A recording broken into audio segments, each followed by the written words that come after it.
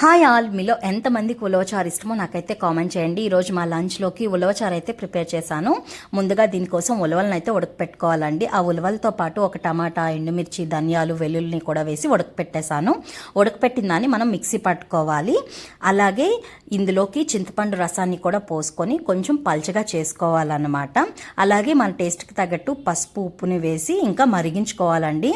ఈ ఉలవచారు అనేది ఎంత బాగా మరిగితే అంత టేస్ట్ బాగుంటుంది. అలాగే ఈ ఉలవచారులోకి వేయటానికి నేను ఇక్కడ బెండకాయ ముక్కల్ని అలాగే ముల్లంగి ముక్కల్ని కూడా యాడ్ చేసుకుంటున్నాను. ఇదైతే ఆప్షనల్ అనమాట. నచ్చిన వాళ్ళు యాడ్ చేసుకోవచ్చు, లేదంటే డైరెక్ట్గా కూడా మనం తాలింపు వేసి ఉలవచారుని అయితే చేసుకోవచ్చు. అక్కడ పులుసు అయితే మరుగుతుంది. ఇంకా నేను తాలింపు అయితే పెట్టేసుకున్నాను అనమాట.